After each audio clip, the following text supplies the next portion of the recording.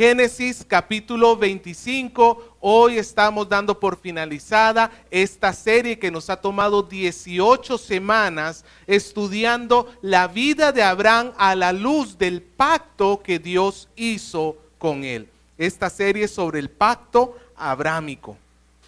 Génesis 25, los primeros 11 versículos, yo he titulado este mensaje, una vida verdaderamente próspera. Una vida verdaderamente próspera. Génesis 25 comienza diciendo: Abraham tomó otra mujer cuyo nombre era Cetura, la cual le dio a luz a Simram, a Joksán, a Medán, Madián, Isbac y Súa. Joksán engendró a Seba y a Dedán, e hijos de Dedán fueron Asurim, Letusim y Eumim.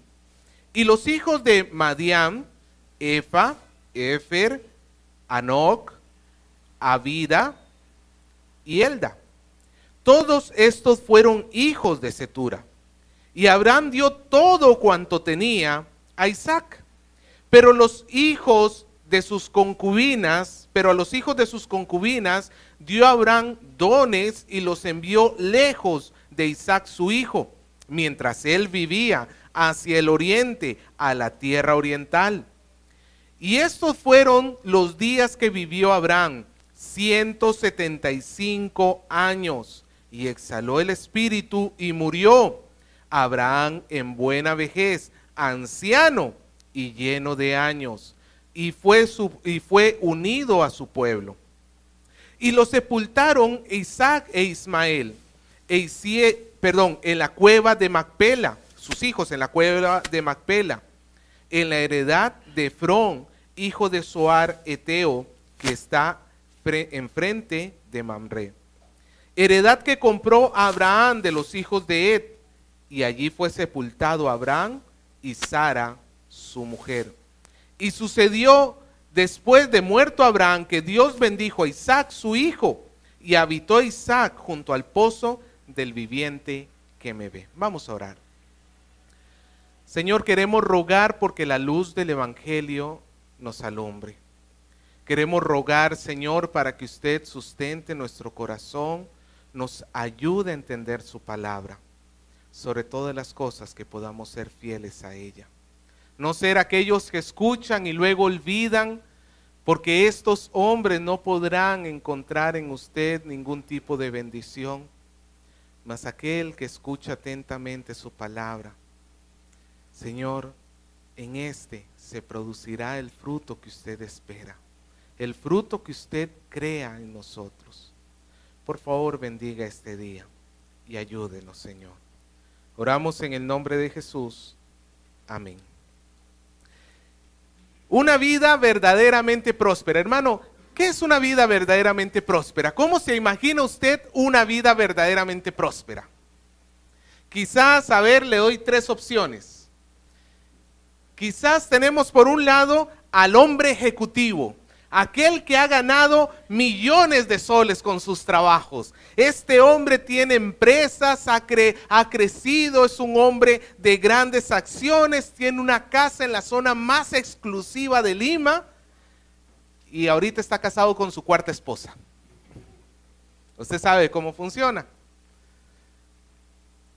Tenemos la segunda persona, que esta es una persona muy famosa por su voz. Dios le dio una voz excepcional, es un gran cantante. El hombre se volvió uno de los más grandes artistas del mundo. Él ha tenido fama, es seguido por millones en las redes sociales. Y cuando hace un concierto, su estadio se llena hasta más no poder.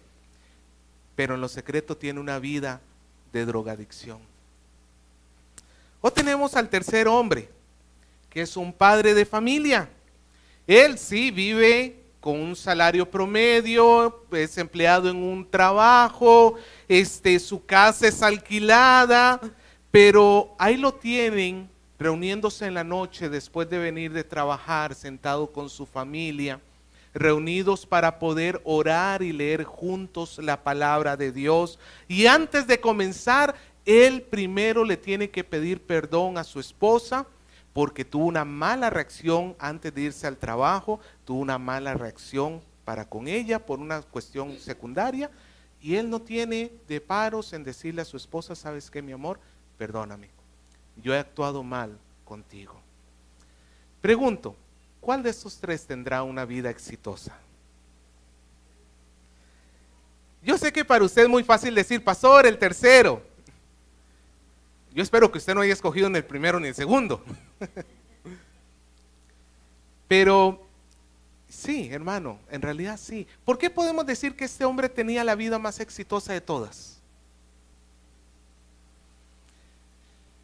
Porque la verdadera felicidad, la verdadera riqueza del hombre, como diría el Señor, la vida del hombre no consiste en la abundancia de los bienes que tiene. La verdadera vida del hombre consiste en el temor a Dios. Quien teme a Dios, hermano, tiene la más grande riqueza sobre el mundo. Tenga mucho, tenga poco, tiene todo lo que necesita. Pero el que no la tiene, carece de todo, aunque tenga todo. Así que hoy vamos a estar explorando, hermanos, en la palabra de Dios, cómo es una buena vida según la Biblia. Cómo es la dolce vita, diría el italiano. Cómo es la buena vida delante de los ojos de nuestro Dios. Y antes de pasar al primer punto, quiero mostrarles, porque los versículos del 1 al 4, del 1 al 4, nos hablan sobre las generaciones de Abraham. Y quiero mostrarles cómo quedó la vida familiar de Abraham hasta este punto. Ahí tenemos que Abraham con Sara, ¿a quién tuvieron? A Isaac. Luego con Agar, que era la criada, ¿a quién tuvieron? A Ismael. Pero nos dice que después que Sara murió, Abraham tomó a otra mujer, como mujer, valga la redundancia, cuyo nombre era Cetura. ¿Ok? Esta mujer Cetura tuvo 6 hijos de Abraham. Ahí está: Simrán, Joaxán, Medán, Madián, Isbac y Súa. Escoja cualquiera de esos para su próximo hijo. ¿Cuántos hijos tuvo Abraham en total? 8 hijos, exactamente. Ahora nos dice que Joaxán tuvo 2 hijos, Seba y Dedán, y Madián tuvo 5 hijos, que ahí están sus nombres, y Dedán tuvo 3 hijos más, que ya serían los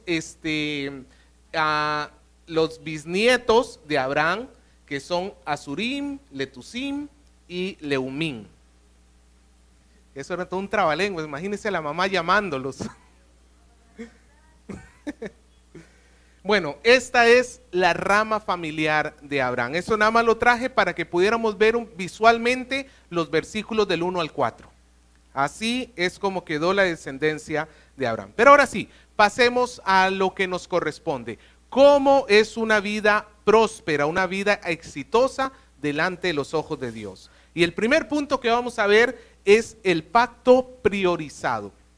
El pacto priorizado o la prioridad del pacto. Para tener una vida próspera se necesita darle prioridad al pacto. Cuando hablo de pacto, no hablo de pacto según el Evangelio de la Prosperidad. Que el pacto no es otra cosa sino una forma de manipular a Dios para que nos dé sus bienes. No. Cuando hablo de pacto estoy hablando de la promesa divina que el Señor ha hecho de salvar a los hombres, de dar su Hijo en rescate para hacerse un pueblo para Él, para su gloria. Nosotros somos el pueblo de Dios. Eso es el pacto, esta relación donde Dios es nuestro Señor y nosotros somos su pueblo. Él es nuestro Padre y nosotros somos sus hijos. Él es el Señor y nosotros somos sus siervos.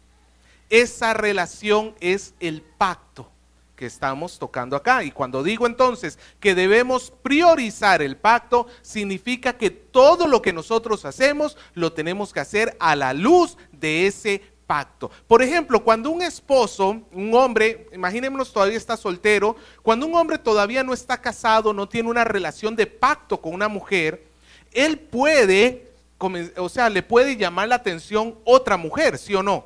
Claro, ahí viene el enamoramiento, ¿sí o no?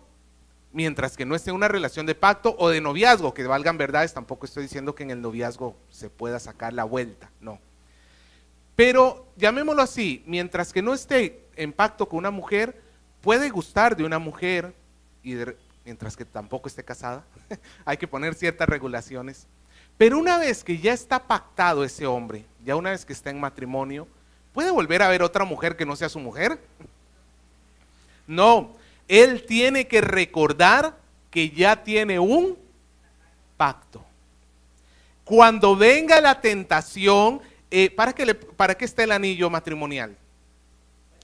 Para recordar que hay un pacto. Este hombre tiene que recordarse el pacto y conforme al pacto tomar sus decisiones y vivir su vida. Lo mismo sucede con nosotros. Nosotros tenemos un pacto con el Señor. Ese anillo de compromiso con el Señor, por decirlo así, lo tenemos el día que nos hemos bautizado. Es esa exclamación pública de que estamos en el pacto con nuestro Señor Jesucristo. Abraham vivió su vida en el pacto de Dios y por eso fue exitoso. Nos dice el versículo 1 que Abraham tomó otra mujer cuyo nombre era Setura y tuvo estos hijos que tenemos acá. Ahora, aquí hay un gran problema. Todo hijo tiene derecho a una herencia, ¿sí o no? Sí. Todo hijo tiene derecho a una herencia. Y la tierra que pertenece a los padres, ¿a quién pasa de manera natural? A los hijos. Pero el caso de Abraham era un caso excepcional, porque la tierra que él había recibido no le pertenecía a él, sino a quién. ¿De quién estaba recibiendo la tierra? Estaba recibiendo la tierra de Dios. La tierra que tenía Abraham no es como la casa tuya o este terreno que tenemos acá. La tierra que tenía Abraham formaba parte del plan de Dios para traer la bendición a todas las familias de la tierra.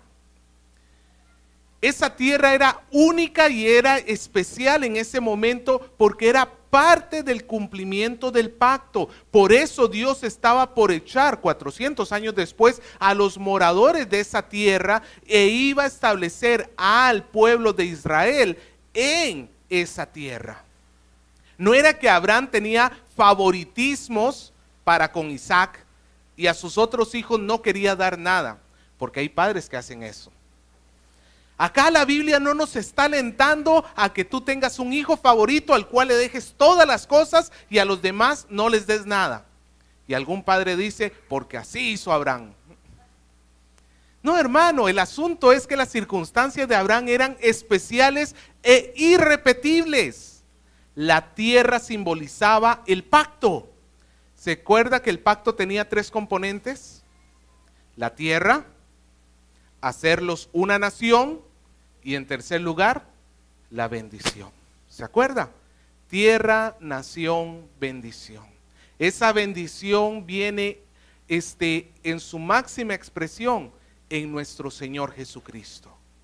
En Él serán benditas todas las familias de la tierra. Abraham tenía un serio problema acá. Porque culturalmente sus hijos tenían, por decirlo así, derecho a la tierra, pero esa tierra en especial Dios la había separado para nadie más que para Isaac. Ni el mismo Ismael, hijo de la concubina, ni el mismo Ismael tenía derecho. Ya lo vimos hace algunas semanas cuando Abraham, bajo las órdenes de Dios, tiene que despedir a Ismael, y no porque él fuera un mal padre, repito, sino porque las circunstancias eran especiales. Abraham ve que el pacto de Dios está en peligro, sus hijos, ahora imagínate, tienes 6 hijos más, pues obviamente cuando él muera, ¿qué van a llegar diciendo ellos? Quiero mi parte. Esta era la tierra de mi padre, dame mi parte. Y nuevamente el gran problema es que esa tierra pertenecía, no a Abraham, a Dios. Abraham ve el pacto en peligro y él lo que hace, hermanos, es priorizar el pacto. Él toma una decisión, sabe que tiene más hijos, pero Abraham no es un mal padre. Abraham no les va a decir, ¿saben qué? Ustedes no tienen derecho a nada, fuera de mis tierras. Él no es un mal padre. Nos dice en el versículo 6 que ¿qué hizo Abraham? Dio dones. Significa que les dio regalos. Abraham era una persona muy rica y sin duda habrá sabido proveer muy bien a sus hijos para que puedan encontrar casa, pero no en la tierra prometida. Los mandó hacia el oriente, hacia la tierra oriental. Sin embargo, a Isaac nos dice el versículo 5 que ¿qué hizo Abraham? ¿Le dio qué? Todo lo que tenía. Todo involucra, en este contexto, la tierra. El único heredero, Isaac, el único heredero, mis hijos, de esta tierra, será Isaac. ¿Por qué? Porque Dios así lo demandó. No era Ismael, no eran los hijos de Cetura, el único que fue señalado por Dios para ser el heredero de la promesa fue Isaac. En otras palabras, lo que encontramos acá es que Abraham, para priorizar el pacto, se puso a pensar, ¿qué es la voluntad de Dios en este caso? Yo no voy a vivir para agradarme a mí mismo. Yo voy a vivir para agradar a mi Dios. Una vida próspera, una vida exitosa no puede existir si tú no tienes una existencia, si tú no tienes una vida tratando de agradarle a Dios. Si tú, hermano, tomas tus decisiones sin pensar en Dios o solamente piensas en Dios cuando te conviene, si tú no tratas de hacer lo que Él te manda hacer, no esperes por más dinero que tengas tener una vida verdaderamente exitosa. Hermanos, ¿obedecer a Dios es fácil? ¿Obedecer a Dios es sencillo? Muchas veces lo que Dios demanda va a ir en contra de lo que tu carne quiere. Levantarse en la mañana, domingo, cuando estoy cansado. Levantarme media hora antes para sentarme a estudiar la Biblia antes de irme a trabajar. Reunirme con mi familia en lugar de quedarme viendo la Champions. Y orar juntos. Hermanos, ciertamente los deseos de la carne son contra el espíritu y los del espíritu contra la carne. Ciertamente, hermano, en nosotros hay estas, por decirlo así, estas dos voces, estos dos deseos. Si bien es cierto, el espíritu dentro de nosotros nos llama a hacer la voluntad de Dios, pero la carne nos atrae constantemente para alejarnos de Dios. Y la carne se encarga incluso de hacernos pensar que si llegamos a tener cierta reputación, si llegamos a tener un buen salario, si llegamos a tener casa, carro, una buena esposa, una buena familia, pues entonces ya hemos prosperado. La carne se encarga de hacernos creer ese tipo de cosas, pero ese tipo de cosas están huecas y vacías. Si no es Dios aquel que te está motivando todos los días.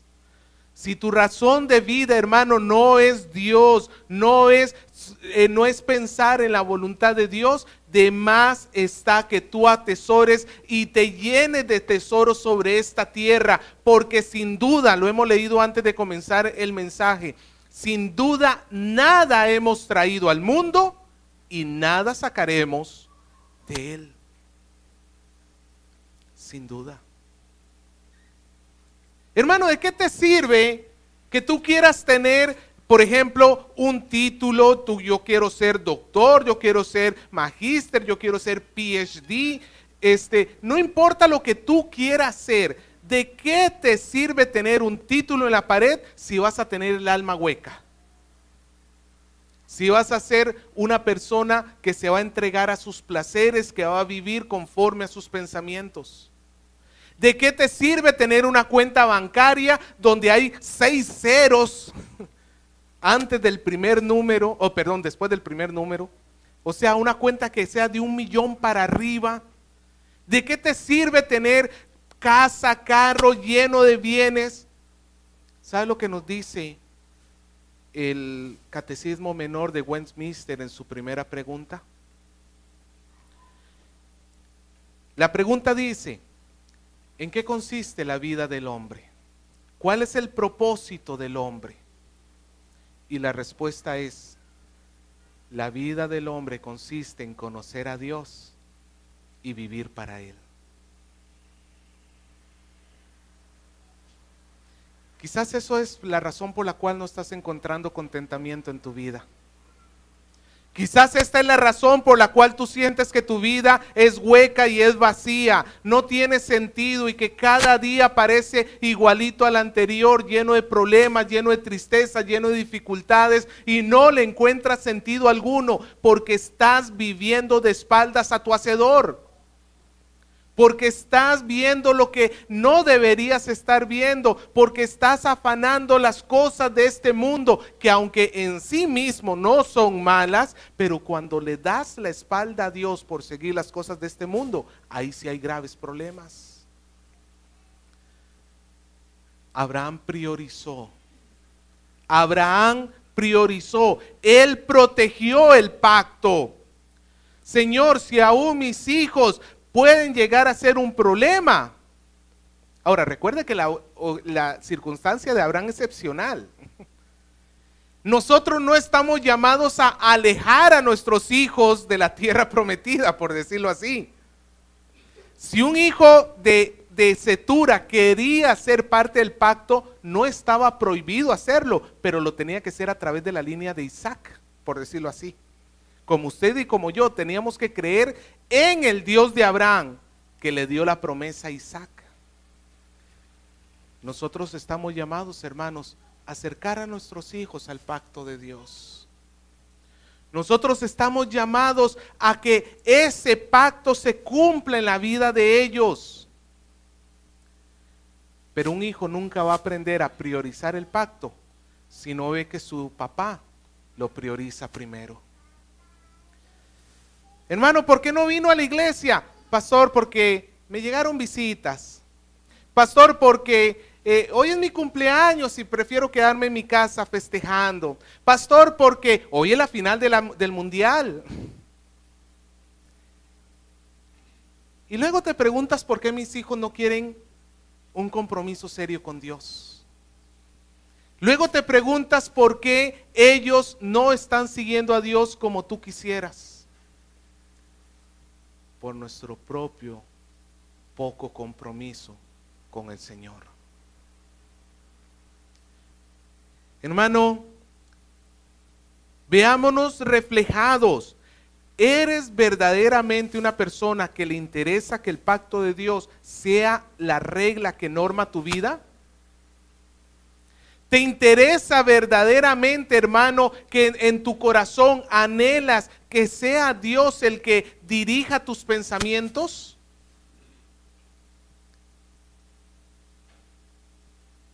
O a final de cuentas, ¿qué importa la palabra de Dios? Yo quiero hacer lo que quiera. Si es así, hermano, ten temor y ten miedo, porque la religiosidad no salva a nadie.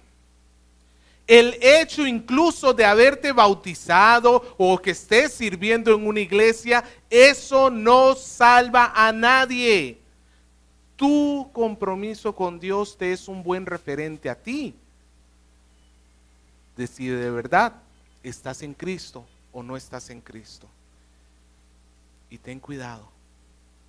No estoy preguntando cuánto sirves o cuánto das. Estoy preguntando, amas pasar tiempo con tu Señor. Disfrutas pasar tiempo con Él. ¿Esperas cada día que por favor amanezca para tener un tiempo a solas con Dios? ¿O es una carga para tu corazón? Cuando me citan para tiempo de oración comunitario, ¿voy con alegría? ¿Voy con tristeza? ¿O prefiero no ir? Y siempre pongo una excusa diferente.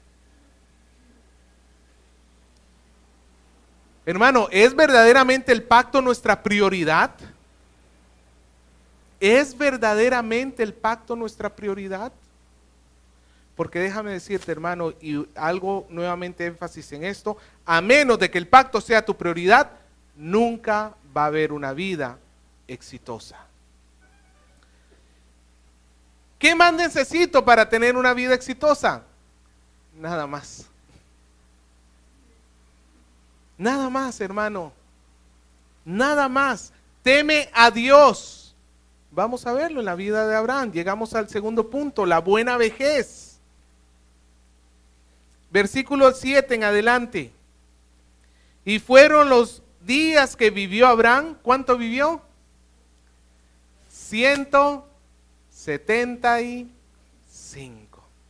Hermano, ¿cuánto les gustaría llegar a esta cifra? 175 años. Pregunto, ¿cuántos años tenía Abraham cuando conoció al Señor? 75. ¿Cuántos años vivió con el Señor? 100 años con el Señor. Usted dirá, ojalá yo tuviera 100 años con el Señor. Pero esto también nos dice algo, hermano. Aunque Abraham comenzó a los 75 años, Dios puede hacer mucho con una persona de 75 años. Así que yo sé, hermano, que a veces nosotros podemos decir, si hubiera conocido a Dios en los días de mi juventud, si cuando era más niño hubiera escuchado de verdad, fui necio en rechazar. Pero hermano, aún Dios puede hacer mucho con tu vida, si tú le eres fiel a Él. 175 años vivió Abraham, versículo 8, y exhaló el espíritu y murió Abraham. Hemos tenido a Abraham en nuestro foco durante 18 semanas. Hemos visto un hombre que escuchó la palabra de Dios y la creyó con todo su corazón. Hemos visto un hombre que ha querido amar a Dios. No ha sido perfecto. Él cometió muchos errores. Y quizás si preguntamos en los errores de Abraham, muy fácilmente vamos a recordarlos, porque siempre es más fácil recordar los errores que las virtudes. Errores de Abraham. ¿Cuáles fueron? ¿Ah? Las 2 veces que quiso entregar a su esposa a otros hombres para proteger su propia vida. Otro error de Abraham. ¿No confió en Dios cuando hubo? Se fue a Egipto, ok, y ahí terminó regalando a la esposa básicamente, muy bien. Otro error de Abraham.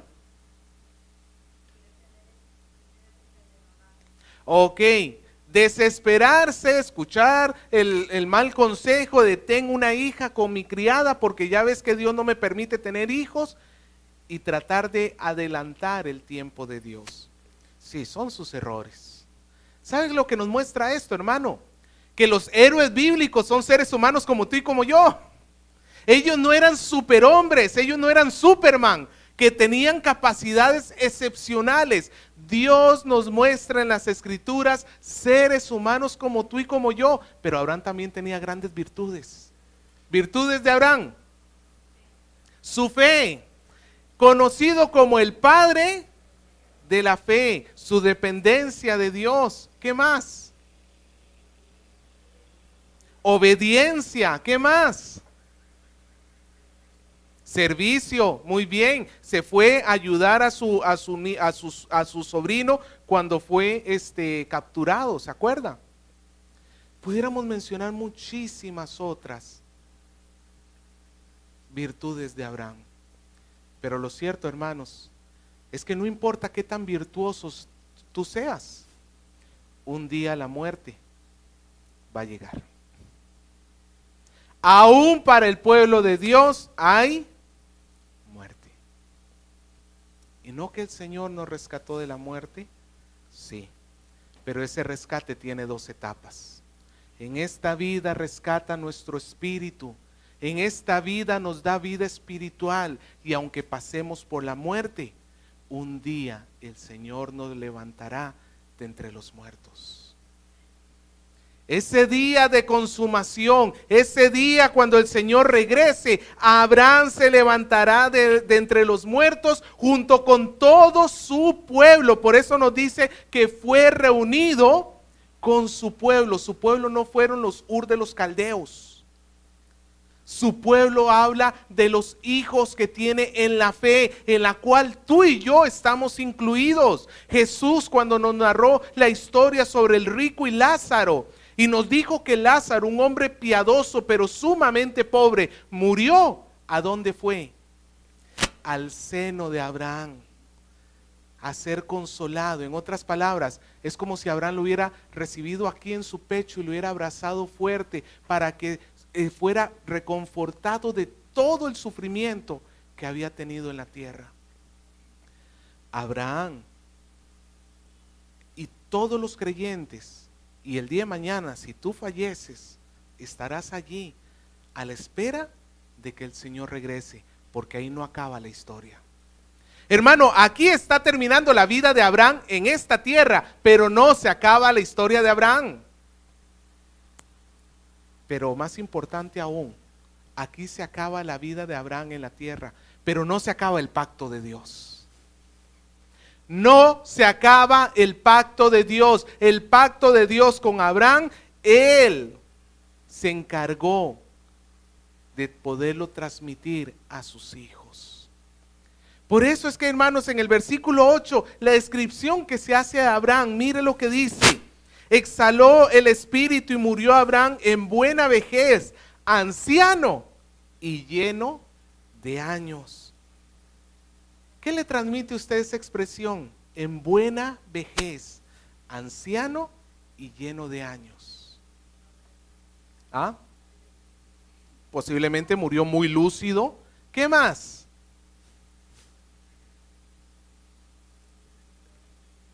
Ok, hay un contentamiento, hay una felicidad. Él puede voltear a ver hacia atrás y decir: hasta acá Dios me ha ayudado. Hermano, ahora, no necesariamente nosotros tenemos que llegar a viejitos para decir que el Señor nos ha bendecido. En Génesis 15:15 Dios le había prometido a Abraham que él llegaría a la buena vejez. O sea, este versículo que tenemos acá, 25:8, es la confirmación que Dios cumplió su palabra que le dijo en Génesis 15:15, cuando le dijo: tú llegarás a buena vejez. En otras palabras, Dios cumple con sus promesas. Hermano, ¿cómo no confiar en este Dios que cumple con sus promesas? Una vida exitosa se trata de esto.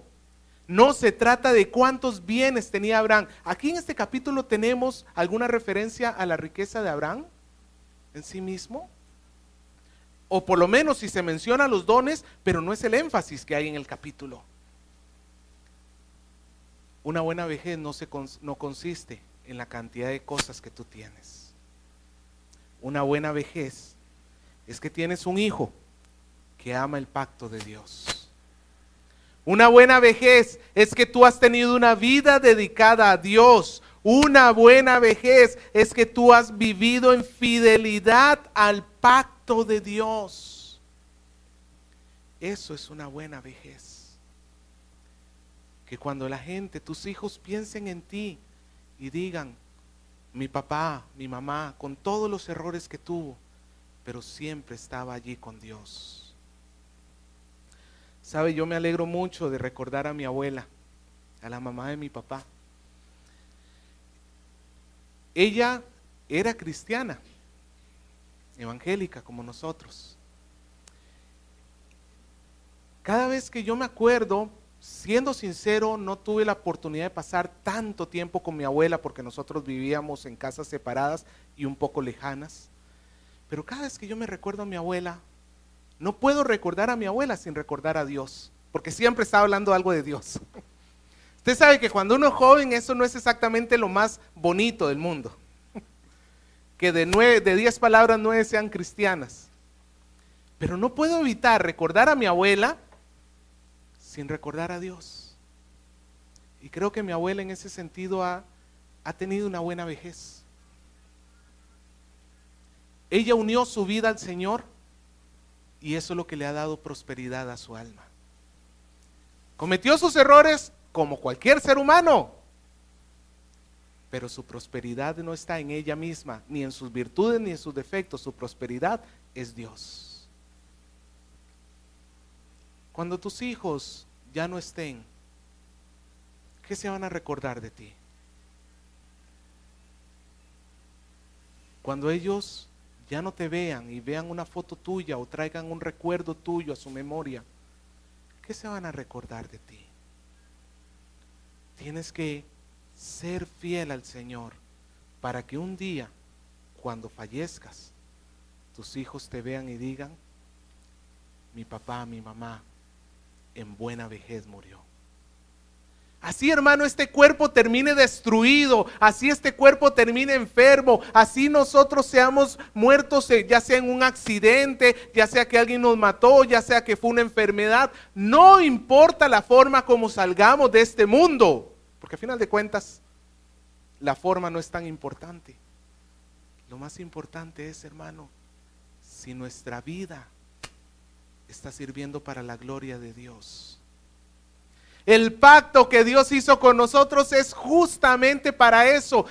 Pedro nos dice que nosotros somos nación santa, pueblo escogido, un pueblo que ha sido adquirido por Dios. ¿Para qué? Para anunciar las virtudes de aquel que nos llamó de las tinieblas a su luz admirable. Si tú me preguntas cuál es el propósito de mi vida, el propósito de tu vida es que vivas para la gloria de Dios. Eso es morir en buena vejez. Patricia no está un poquito enferma. Su hijito, el hermano de Alonso voy a comentar un poquito, Gabriel, algunos de ustedes lo conocieron. Él nos dejó a los 18 años producto de un cáncer de pulmón, pero él conoció al Señor y los últimos 2 o 3 años de su vida, que fue cuando lo conocimos, este joven se entregó a Cristo con tanta devoción, con tanto amor. Un día en una consejería él me dijo: pastor, estoy desperdiciando mi vida. Que un joven te diga eso, lo primero que yo pensé es: este hombre se quiere ir al mundo. ¿Sabe qué me dijo? Estoy desperdiciando mi vida, yo necesito servirle al Señor. Él vivió hasta el último momento. Los que lo hemos conocido somos testigos. Hasta el último día de sus vidas, agradándole al Señor, tratando de hacer las cosas para Él. Aunque él haya muerto a los 18 años, puedo decir con toda certeza, murió en buena vejez. Él fue un hombre exitoso en su vida. Él fue un hombre que lo tuvo todo, a pesar de que no llegó a tener un título universitario, no llegó a tener una casa, un carro, posiblemente ni siquiera llegó a tener un salario nunca en su vida, pero lo tuvo todo, porque sirvió al Señor, porque era sincero para con el Señor. Eso es morir en buena vejez, eso es éxito. Y eso es lo que el Señor quiere para nosotros. Abraham está muerto. Sus 2 hijos mayores, Ismael e Isaac, se encargan del sepelio. Interesante, porque hasta esta altura entonces Ismael e Isaac se llevaban muy bien. Ojalá los hijos de Ismael y los hijos de Isaac se llevaran bien el día de hoy, judíos y palestinos. Pero en este momento estaban juntos. Hacen el acto de sepelio. ¿Y dónde lo entierran? En la cueva de Macpela, la única propiedad en toda la tierra prometida, la única propiedad que de verdad le pertenecía a Abraham. pero era la esperanza de que un día toda esa tierra iba a ser de el pueblo de Dios por causa de la promesa de Dios. Enterrarlo en la cueva de Macpela era una forma de decir: Señor, tú eres fiel y lo que tú has prometido, tú lo vas a cumplir. Abraham enterrado en la cueva de Macpela. Abraham ha muerto, las esperanzas no han muerto. Ha nacido una nueva generación. El versículo 11 nos termina diciendo que después de que Abraham murió, ¿qué hizo Dios? Bendijo ¿a quién? A Isaac. ¿Quién va a ser ahora el portador de la promesa de Dios? Isaac. Y esa promesa va a continuar de generación en generación hasta que llegue nuestro Señor Jesucristo. No vamos a ver la vida de Isaac ni la vida de Jacob, quizás más adelante lo haremos, pero quiero terminar esta serie del pacto abrámico con esta reflexión. El pacto abrámico, el pacto de Dios con los hombres, es el todo del hombre. Vive con el pacto en tu mente y tú vas a tener la vida más prosperada y feliz sobre esta tierra. Así vivas como Lázaro, el hombre pobre que vivía en la puerta del rico suplicando sus migajas. Aunque tú llegases a tener una vida así, si tienes a Dios, tú tienes la mayor de las felicidades y el mayor de los bienes y la mayor de las riquezas del mundo. El pacto de Dios no es una parte de nuestra vida. El pacto de Dios es el centro mismo de nuestra existencia. Hoy tenemos cristianos vacíos, tenemos cristianos poco comprometidos, tenemos un pueblo de Dios que no honra a Dios verdaderamente, porque el centro de su vida no es este pacto, son sí mismos. La persona se pone a sí mismo en el centro de su vida. Dios está para mi bien, Dios está para hacer lo que yo pienso que se tiene que hacer. Y por eso, hermano, no hay crecimiento y hay esterilidad en medio del pueblo de Dios. Pero cada vez que un hombre se rinde a los pies del Señor y hace al Señor el centro mismo de su vida, va a dar fruto al 30, al 60 o al 100 por uno. Pero el Señor no va a dejar infructuoso a ninguno en su vida. Sus hijos dan fruto. Hermano, la pregunta es: ¿dónde está el reino de Dios en tu vida? ¿Dónde está el pacto de Dios en tu vida? ¿Es verdaderamente tu centro? ¿Es verdaderamente la motivación de tu corazón? ¿Es verdaderamente el pacto de Dios el núcleo mismo de tu ser? Si no es así, yo te invito para que hoy clames a Dios y le pidas perdón, porque una vida de religiosidad no es agradable ante Él. Y pedirle perdón a Dios por la hipocresía de nuestro corazón. Hermano, que tú hoy renueves este compromiso, que tú hoy renueves este deseo de vivir para Él. Ese es el objetivo que yo tenía con esta serie de Abraham. No que tú conozcas la vida de Abraham, sino que la fe que le movió a él sea la misma fe que te mueve a ti. Sea que como él vivió para la gloria de Dios, ese sea nuestra vida hasta el último de los días de nuestra vida. Si estás atravesando por problemas, si estás atravesando por dificultades, tienes que saber que más valioso es tener la presencia de Dios. Tienes que saber que mejor es tener la presencia de Dios en esta tierra, que es la verdadera paz, que tener paz con el resto de la gente. No siempre vamos a tener paz con el resto de las personas, pero si tú estás en paz con Dios, vas a poder soportar esos momentos. Y más importante aún, vas a tener la fortaleza para amar aún a esas personas.